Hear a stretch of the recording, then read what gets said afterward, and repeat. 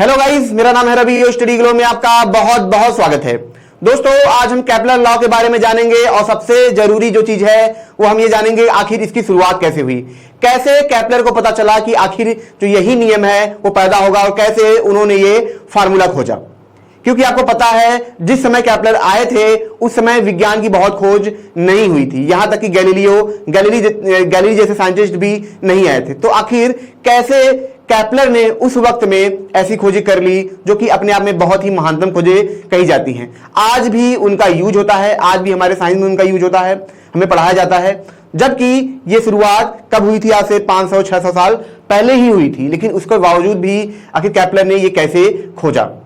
दोस्तों, मैं आपको बता दूं कि केपलर के पहले जो बहुत ही महानतम एक विचारधारा कहे जाते थे, फिलोसफर कहे जाते थे, या हम ये कहें उस टाइम पे जो साइंटिस्ट कहे जाते थे, वो कौन थे? कोपरनिकस थे। कोपरनिकस नाम शुरू करने से पहले मैं आपको दोस्तों ये बता दूं कि जब आइंस्टाइन ने क्या किया था, थ्योरी ऑफ रिलेटिविटी में टाइम को सापेक्ष बताया था, तो उस दौरान उनको भी क्या कहा गया? कोपरनिकस कहा गया। कि जो आइंस्टाइन है वो भी क्या है? कोपरनिकस है, मतलब कि क्रांतिकारी वैज्ञानिक है, क्रांतिकारी विचारक है। तो दोस्तों, केपलर से पहले जो कोपरनिकस थे उन्होंने अपना एक सिद्धांत दिया था, और सिद्धांत क्या था? वो सिद्धांत था अर्थ जियोसेंट्रिक के बारे में, कि मतलब कि जो हमारा धरती है, ठीक है, चारों तरफ हमारे सूरज है, चांद है, ठीक है। तो उनका ये कहना था कि जो हमारा धरती है, ठीक है, ये जो सन है, चांद है, ये क्या करते हैं? हमारे धरती के चारों तरफ चक्कर लगाते हैं, और हमारा धरती क्या है? केंद्र है, और इसी के चारों तरफ पूरी दुनिया चक्कर लगाती है। ये कोपरनिकस का मानना था, और काफी सालों तक ये जो मान्यता थी ये चलती रही। लेकिन उसके बाद क्या होता है दोस्तों? उसके बाद कुछ धीरे धीरे और भी साइंटिस्ट आते हैं और उसमें सुधार करते हैं। मैं ये नहीं कहूंगा उसको गलत करते हैं, उसमें सुधार करते हैं, क्योंकि विज्ञान हमेशा बढ़ता है सुधार करके। क्योंकि अगर पुराना विज्ञान ना हो तो उसमें सुधार नहीं किया जा सकता है उसको, या फिर हम ये कहें उसको गलत नहीं किया जा सकता है, और फिर नए सिद्धांत नहीं आ सकते हैं। तो मतलब कि जो उनके पुराने सिद्धांत थे उसको क्या किया गया? उसमें सुधार किया गया और फिर नए नियम आए। इसकी कहानी क्या है इसको हम समझेंगे दोस्तों। लेकिन उससे पहले जैसा कि मैं आपको बता दूं कि हमारा दोस्तों फ्लो का कोर्स है, और बहुत ही बेहतरीन रिजल्ट हमें लोगों ने दिया है। बहुत से लोगों ने इसको ज्वाइन किया, अब बहुत ज्यादा उनको फायदा मिल रहा है। आपको जान के हैरानी होगी कि यही कोर्स बाहर इतना महंगा है कि लोग ले नहीं पाते हैं। इसमें क्या नहीं है, ठीक है, ट्रिगर है, थेरेपीज है, मेडिटेशन है, सिल्वा मेथड है, ठीक है, अल्ट्रा लर्निंग है। मतलब आपको पूरा एक बंडल, पूरा पैकेज मिल रहा है जो कहीं नहीं मिलता। और सबसे बड़ी चीज, हमारा उद्देश्य ये है कि आपकी जो लाइफ में प्रॉब्लम है उसको सॉल्व करें। ऐसा नहीं सिर्फ आप कोर्स लेके जाए, आपको लगे कि आपने बहुत पढ़ा है, नहीं, आपकी रियल प्रॉब्लम में सॉल्व करनी है, कि आपकी जो बेसिक प्रॉब्लम है, जो नीड है, आपकी लाइफ में बहुत बड़ी समस्या है, उसको सॉल्व करना है। इसीलिए हमने ये फ्लो का कोर्स लाया है मात्र 299 में, अगर आप फ्लो 25 कोड यूज करेंगे। तो दोस्तों, अगली क्लास सिल्वा मेथड पे ही है। सिल्वा मेथड मेडिटेशन में सबसे बड़े स्तर पे आता है, तो उसी के बारे में ये क्लास है। ये क्लास परसों से शुरू होगी। तो अब दोस्तों हम बात करें, ठीक है, तो जो आगे के जो साइंटिस्ट आते हैं उनका नाम क्या था? टाइको ब्राहे था, ठीक है। जो टाइको थे वो, उनका जो जन्म हुआ था 1546 में हुआ था, और 1601 में उनकी डेथ हो गई थी। लेकिन ये जब आए दोस्तों, इन्होंने क्या किया, ठीक है, यहाँ पे आप देखेंगे, ठीक है, प्री टेलीस्कोप ऑब्जर्वर था इनके पास।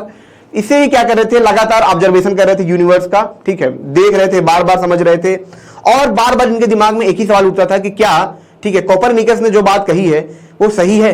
क्या उन्होंने जो बातें बताई हैं वो सही है? कि सच में कि हमारा जो धरती है वो क्या है? सेंटर है, और सन उसका चारों तरफ चक्कर लगा रहे हैं। लेकिन ये देख रहे थे, ये बार बार देख रहे थे कि ऐसा नहीं था, सन का भी अपना कोई चक्कर लगा रहा था।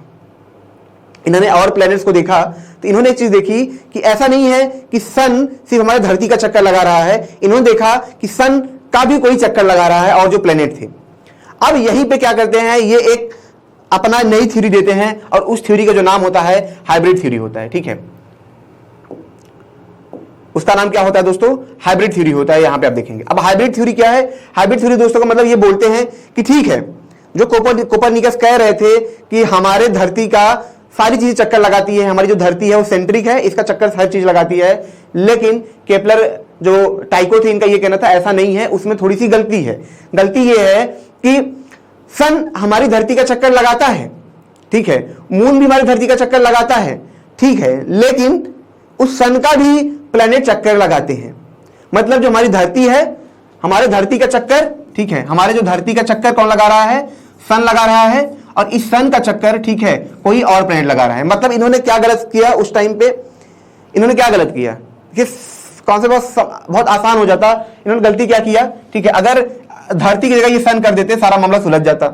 ठीक है, कि सन का चक्कर सारे प्लेनेट लगा रहे हैं और हमारे धरती का चक्कर हमारा मून लगा रहा है। लेकिन उस टाइम पे उन्हें पता नहीं था इतना कुछ, तो उन्हें लगा कि सन क्या कर रहा है, हमारे धरती का चक्कर लगा रहा है। ठीक है, और इस सन का चक्कर और प्लेनेट लगा रहे हैं। तो इसको क्या बोला गया दोस्तों, हाइब्रिड थ्योरी बोला गया। ठीक है, और ये भी इसमें बोला गया कि जो अर्थ है वो क्या हमारा सन का चक्कर है। यहां पे आप देखेंगे, ठीक है, जो सन है, ठीक है, चक्कर लगा रहे अर्थ का। ठीक है, और अर्थ का चक्कर और भी चीजें लगा रही हैं। तो यही चीज इनका मानना था। लेकिन फिर आगे चल के दोस्तों क्या होता है, फिर केपलर आते हैं। ठीक है, और केपलर का जो जन्म होता है 1571 में होता है और 1630 में इनकी मौत हो जाती है। ठीक है, ये अपने आप एक मैथमेटिशियन थे और ये क्या करते हैं, जो टाइको का डाटा होता है उसको क्या करते हैं, एनालाइज करते हैं।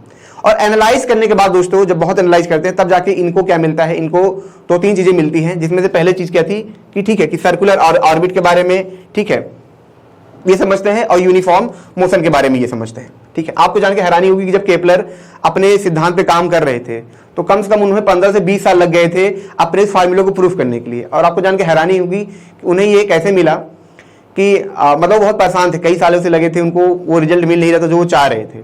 तो एक मतलब उस टाइम पे एक लेखन छपता है और उस लेखन में क्या होता है, कुछ फार्मूला होता है। ठीक है, और वो फार्मूला उनके हाथ लग जाता है और फिर जाके वो अपनी जो थ्योरी होती है उसको प्रूफ कर पाते हैं। तो सोचिए, उनके पास सारे सिद्धांत थे, सब कुछ था, लेकिन मैथ वो नहीं था जिससे वो प्रूफ कर पाए अपने फार्मूले को, और वो मिलता है अचानक से।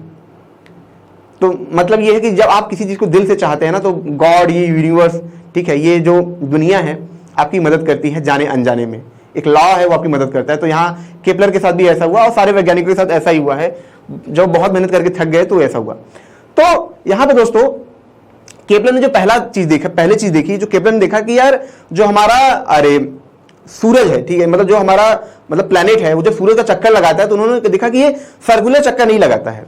ये कैसा चक्कर लगाता है, ये जो चक्कर लगाता है वो कैसा लगाता है, एलिप्टिकल में लगाता है। मतलब सर्कल में ना होके ये कैसे चक्कर लगाता है, ये एलिप्टिकल में लगाता है। मतलब सर्कल में ना होके ये कैसे लगाता है, एलिप्टिकल में लगाता है। ठीक है, और जब ये क्या होता है, सन के बहुत पास होता है तो बहुत तेजी से घूमता है, और जब सन से बहुत दूर होता है तो बहुत धीरे घूमता है। इन्होंने उसके लिए क्या किया था, एसेंट्रिसिटी का अपना फार्मूला भी दिया कि अगर ई बराबर क्या होगा, 0 होगा तो मतलब जो पाथ है वो सर्कल में होगा, और अगर ई की जो वैल्यू है, ठीक है, 0 से बड़ी होगी तो क्या होगा, जैसे ई की जो वैल्यू है वो किससे बड़ी होगी, 0 से जब बड़ी होगी तब क्या होगा, वो एलिप्टिकल पाथ में आ जाएगा। और जैसे जैसे वो वैल्यू बढ़ती जाएगी, ठीक है, जैसे 0.1 है, ठीक है, यहाँ पे, ठीक है, 0.1 है, थोड़ा सा एलिप्टिकल है, फिर 0.2 होगा तो और ज्यादा होगा, 0.3 होगा तो और ज्यादा होगा, यहाँ पे आप देखेंगे 0.9 होगा तो और 0.95 तो और एलिप्टिकल है। ठीक है, जब 1 होता है तो बहुत ज्यादा एलिप्टिकल हो जाता है। ठीक है, तो यहां पे इन्होंने बोला कि ऐसा नहीं है कि जो प्लैनेट चक्कर लगाते हैं सन का, या जो धरती चक्कर लगाती है वो किस में लगाती है, वो एलिप्टिकल में लगाती है।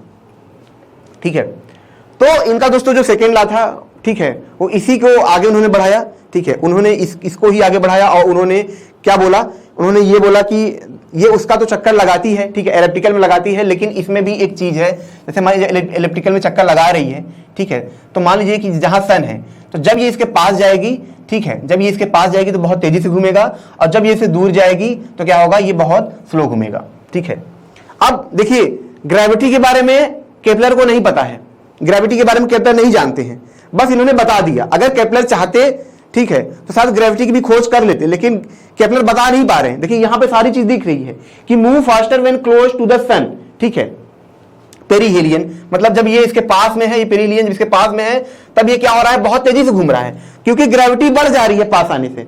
ठीक है, और move slower when further from the sun aphelion, ठीक है, जब ये यहां दूर है, ठीक है, तब क्या हो रहा है, ये बहुत धीरे घूम रहा है, मतलब यहां की जो स्पीड है इसकी स्पीड से ज्यादा। तो उनको ये तो समझ में आ रहा था कि ये घूम रहा है, लेकिन ग्रेविटी उनको नहीं समझ में आ रही थी कि आखिर घूम क्यों रहा है। ठीक है, अगर चाहते, ठीक है, ये सॉल्व कर लेते, लेकिन इसी का यूज करके न्यूटन आगे करके क्या करते हैं, ग्रेविटी को पता लगाते हैं, फोर्स के बारे में पता लगाते हैं इन्हीं नियम से। बात समझ रहे हैं? ठीक है, इसी नियम से क्या करते हैं दोस्तों, आगे चल के ये पता लगाते हैं। तो इन्होंने बताया, ये दो चीजें उन्होंने बताई। ठीक है, फिर आगे चल के इसके बीच में इन्होंने एक रिलेशन भी निकाला। ठीक है, तो सेकंड लॉ जिसको हम रियल में बोलते हैं, तो सेकंड लॉ आया कैसे, पहले यह कि इलेक्ट्रिकल में चक्कर लगाता है, फिर इन्होंने देखा कि इलेक्ट्रिकल में जब चक्कर लगाता है, जब ये पास में होता है तो तेजी से चक्कर लगाता है। ठीक है, यहां पे देखिए, जब पास में होता है, ठीक है, पेरीहेलियन होता है तो बहुत तेजी चक्कर लगाता है, और एपेहेलियन होता है तो क्या होता है, बहुत धीरे चक्कर लगाता है, दूर होता है तो बहुत धीरे चक्कर लगाता है। और आगे चल के दोस्तों इन्होंने क्या किया, ठीक है, आगे चल के इन्होंने क्या किया, इन्होंने किया बात निकाली एरिया के बारे में, टाइम और एरिया के बारे में। ठीक है, यहां पे आप देखेंगे, ठीक है। इन्होंने क्या किया, इन्होंने बोला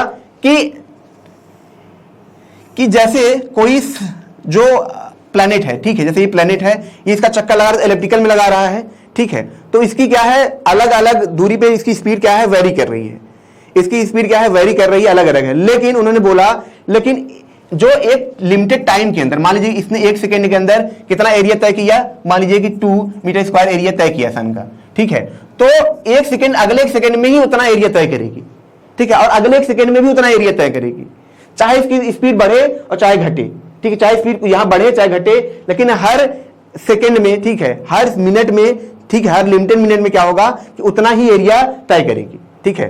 तो इन्होंने क्या एक निकाला, ठीक है, यहां पे क्या निकाला है कि T proportional to A cube, ठीक है, मतलब A square, sorry A square A, ठीक है, तो टी इक्वल टू ए, ठीक है, ऐसे करके इन्होंने निकाला। तो इन्होंने देखा कि जो लिमिटेड टाइम में क्या है दोस्तों, कि ये क्या कर रही है कि एक मतलब लिमिटेड टाइम के अंदर एक लिमिटेड एरिया ये तय कर रही है, ठीक है, और जैसे जैसे इसके पास पहुंचेगी, ठीक है, जैसे इसके पास पहुंचेगी तो इसकी स्पीड बढ़ेगी, ठीक है, तब भी क्या हो रहा है, उतने ही टाइम के अंदर क्या कर रहा है कि उतना ही एरिया ये कवर कर रहा है, ठीक है। तो यहां पे दूसरी चीज उन्होंने ये भी बताई, 3 का सेकेंड लॉ था। और दोस्तों जो थर्ड लॉ था, वो थर्ड लॉ किस बारे में था, थर्ड लॉ जो था उन्होंने ये देखा, ठीक है, उन्होंने ये देखा कि जो यहां पे क्या है, इसका जो टाइम है, ठीक है, जो ऑर्बिटल टाइम है, ठीक है, वो किसके प्रोपोर्शनल था, उसका जो माइनर रेडियस था उसके प्रोपोर्शनल था, ठीक है। जैसे माइनर रेडियस क्या है, यहां पे मैं आपको दिखा दूं, ठीक है, जब भी रेडियस की बात आएगी, दूरी की बात आएगी, तो ये रेडियस यहां से लिया जाएगा, ठीक है, ये हमेशा ये वाला डिस्टेंस लिया जाएगा। मान लीजिए कि ये डिस्टेंस अगर b है तो इसको इन्होंने क्या माना, ठीक है, r माना, ठीक है। तो उन्होंने देखा कि जो t है, ठीक है, तो दोस्तों यहां पे क्या है, ठीक है, जैसा आप देख रहे हैं यहाँ पे कि जो केपलर का थर्ड लॉ था, ठीक है, इसमें क्या था कि जो ऑर्बिटल टाइम पीरियड था, जो टाइम था, ठीक है, उन्होंने देखा कि किसके प्रोपोर्शनल है, ठीक है, किसके, इसका जो मेजर रेडियस है, ठीक है, जो माइनर डिस्टेंस है, ठीक है, सन से और अर्थ के बीच में, उसके क्यूब की ये प्रोपोर्शनल था, ठीक है। अब यहाँ पे अगर हम जैसे देखें कि टी स्क्वायर का प्रोपोर्शनल हटा दें हम, तो यहाँ पे हमको क्या मिलेगा, टी इक्वल टू, ठीक है, आर क्यूब मिलेगा, ठीक है। अब मान लीजिए कि जो प्लेनेट है, ठीक है, वो टाइम t1 पे जब वो शुरू हुआ किसी टाइम पे, ठीक है, तब क्या था, उसने t1 इक्वल टू क्या हो जाएगा यहाँ पे k, ठीक है, और r1 की वैल्यू बदल जाएगी, भाई रेडियस बदल जाएगा, कुछ और डिस्टेंस पे जाएगा, ठीक है, और टाइम 2 पे किसी और टाइम पे क्या होगा, इसकी वैल्यू क्या होगा k, ठीक है, और जो रेडियस उस टाइम पे होगा उस रेडियस का माप लेंगे, ठीक है, सन के डिस्टेंस से, तो हमको क्या मिल जाएगा, r2 क्यूब मिल जाएगा।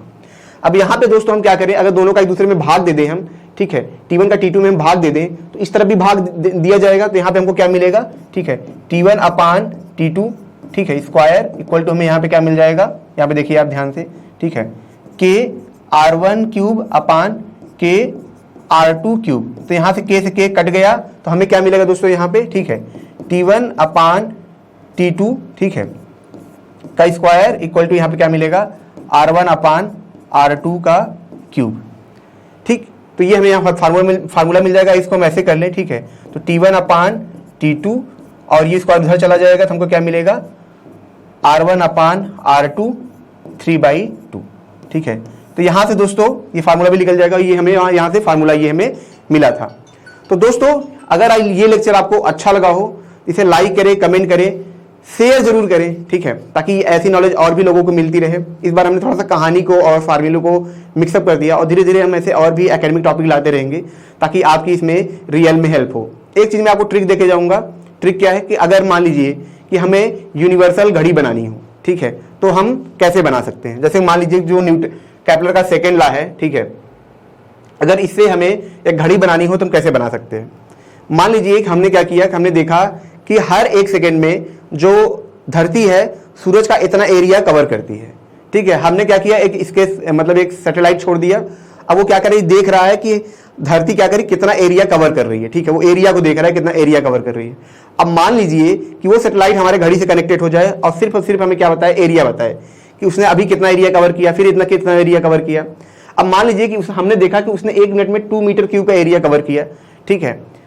अब हमने देखा हमारी सैटेलाइट क्या देख रही है, सिर्फ एरिया देख रही है। तो वो क्या देख रही है कि धरती ने 2 मीटर क्यूब कवर किया, फिर आगे चल के कितना किया, 10 मीटर क्यूब कवर किया। तो हमारे घड़ी में क्या आ रहा है, सिग्नल सैटेलाइट की वजह से हमको एरिया दिखाई दे रहा है, लेकिन हम उस एरिया को देख के ये बता सकते हैं कि अभी वक्त कितना चल रहा है। हम जैसे उस एरिया को देखेंगे हम समझ जाएंगे, अच्छा 5 सेकंड हुआ है, फिर सैटेलाइट ने बताया कि अरे धरती ने हमारे क्या किया है, 100 मीटर जो क्यूब था उसको क्या किया है, उस एरिया को कवर कर लिया है।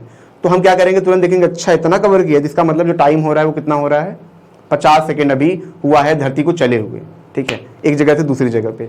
तो एक हम घड़ी भी बना सकते हैं जिसको हम मतलब केपलर घड़ी भी बोल सकते हैं, क्योंकि सिर्फ आप एरिया के हिसाब से हम क्या करेंगे, टाइम को निकाल पाएंगे सिर्फ एरिया को देख के हम, ठीक है। तो ये भी एक अपने आप में घड़ी बन सकती है, तो इस पर आप जरूर कुछ सोचिएगा। तो दोस्तों अगर ये लेक्चर आपको अच्छा लगा हो तो इसे लाइक करें, कमेंट करें, शेयर जरूर करें। और सबसे बड़ी चीज कि अगर आप भी केपलर की तरह सोचना चाहते हैं, ठीक है, न्यूटन की तरह सोचना चाहते हैं, तो हमारा फ्लो का कोर्स जरूर अवेल करें। दोस्तों ऐसे कोर्सेज आपको नहीं कहीं इंडिया में मिलेंगे जैसे हम लाए हैं, बहुत मेहनत हमने किया है और रियल में हम आपका चेंज चाहते हैं, ठीक है, इसीलिए हम इतना इसको सस्ता ला रहे हैं ताकि आपकी सच में इसमें मदद हो सके। तो मिलते हैं नेक्स्ट लेक्चर में। Thank you so much.